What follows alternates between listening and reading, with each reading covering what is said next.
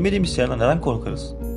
Her insanın farklı korkuları olsa da fobi dediğimiz kavram aslında pek çok insanda aynı korkuyu barındırıyor.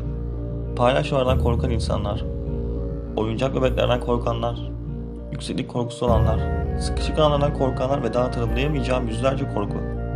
Fakat korku filmlerinde çokça konu olan maskelerden ve özellikle palyaçolardan neden bu kadar korkarız? Bu video boyunca Sigmund Freud'un The Uncanny makalesine değindiği perspektiflerle bu korkunun sebebine değinmek istiyorum. Uncanny kelimesi Türkçe'ye tekinsiz, tanımsız anlamına çevrilen bir kelime ve insanın neden bilmediği şeylerden korktuğunu ama merak eğiliminde olduğu ve bununla aynı zamanda insanın bildiği, rahat olduğu şey olan eğilimini yani bizim konfor alanı dediğimiz bölgeye değiniyor. İnsanın her zaman belirli kalıplar için düşünme eğilimli olan bir canlı. Nasıl var olan renklerin dışında yeni bir renk düşünemiyorsak, baştan bir renk de yaratamıyoruz. Çünkü dünyayı algılayışımız yalnızca görebildiğimiz boyutlarla sınırlı.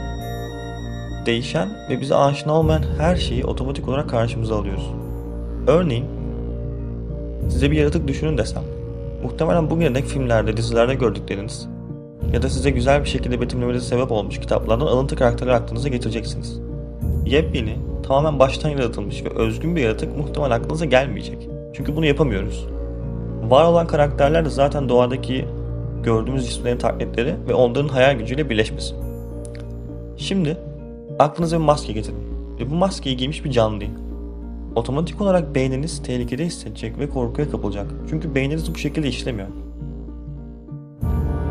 Doğduğumuzdan beri insanın düşüncelerini mimikleriyle anlarız.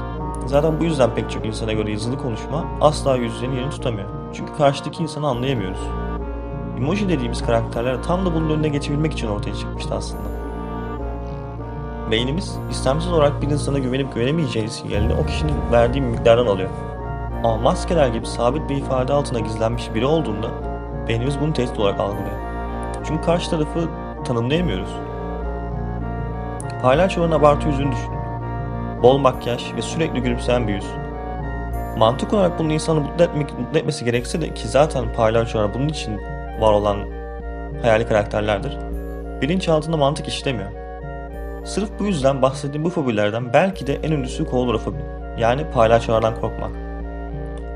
İnsanların bu ünlü korkuları aslında kitaplara ve oradan Beyaz Perde'ye bile aktarıldı. Stephen King'in It, yani O kitabı, film haline getirildi ve tüm zamanların en çok gişe yapan korku filmlerinden biri oldu. Ki benim de en sevdiğim korku filmlerinden biridir. Tavsiye ediyorum mutlaka bunu meraklarına. Öyle ki 2016 yıllarının belirli aylarında özellikle Amerika'da pek çok palyaço kılığında insanlar yayılmıştı ve viral haline geldi bu davranış.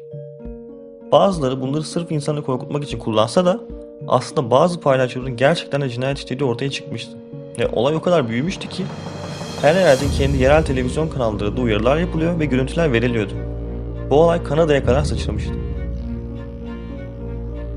İnsanların palyaçodan ne kadar korktuğunu çeşitli kamera şakaları görebiliyoruz zaten. Bu görüntülerde olduğu gibi.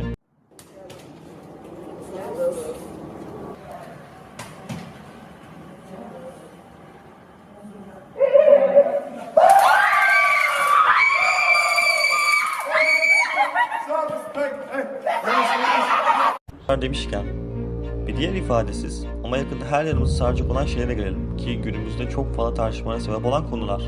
Robotlar. Evet, robotlar her ne kadar şu anda sadece ve yalnızca bazı ülkelerde yaygın olarak kullanılsa da bundan birkaç yıl sonra gündelik hayatımızın bir parçası olacağına neredeyse kesin gözüyle bakılıyor ve bunda hiçbir şüphe yok. Robotlar palyaçolar kadar insanı ürpertmese de bazı ülkelerde robotların insanların yerini özellikle hizmet alanında almaması gerektiğine dair tartışmalar çıktı bile. Çünkü insanlar robotların prototip olarak denendiği alanlarda robotlarla olan diyalogları çok yapay buluyor.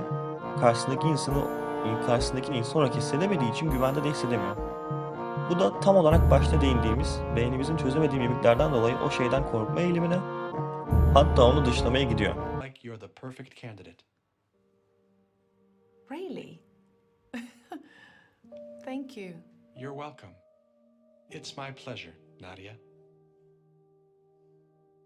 Ama bu videoda görüldüğü gibi robotlara ufak insansı mimikler eklemek her ne kadar onun robot olduğunu o an bilincinde olsak da insansı mimikleri sayesinde çok daha olumlu ve güven verici bir sonuç veriyor. Tebessümümüze sebep oluyor. Robotlar insanın yerini almamalı söylemi ve tartışmaları da buna benzer yollarla çözülebilir mi? Bunu henüz bilemiyoruz. Şimdilik bu tartışma çok kısık sesle yapılsa da robotların hayatımıza gireceği gerçeği bu tartışmaya ileride de sebep olacağını kesinleştiriyor. Robotların etik olup olmadığı, haklarının olup olmaması gerektiği ise bambaşka bir konu. Ama şu bir gerçek ki insanın büyük bir kısmı robotlardan çekiniyor ve onlardan hiç ama hiç haz etmiyor. İnsan bedeninin nasıl çalıştığı, nelere nasıl tepki verdiği hala net olarak bilinebilmiş değil. Bu yüzden beynimizin işleyişi ve özellikle bilinçaltı ileride pek çok teknolojik buluşta karşımıza çıkacak bir sorun olabilir. Ama insanoğlu her zaman gelişime açık ve kendisini bir şekilde adaptasyon üretmiş bir canlı. İnsanın evrimini incelediğimizde zaten bir eyleme her zaman aynı tepkiyi göstermediklerini, yıllar geçtikçe davranışların değişip o anki şartlara uyum sağladığını görebiliyoruz. Dünya tam olarak nereye gidiyor bunu saptayamasak da bir şeylerin eskisinden çok daha hızlı değiştiğini rahatlıkla görebiliyoruz. Ve dünyanın gittiği yer mutlaka insanlık olarak tekrardan bilinç olarak evrimleşmek zorunda kalacağımız bir yer. Sonuçta değişim kaçınılmaz olan tek şey.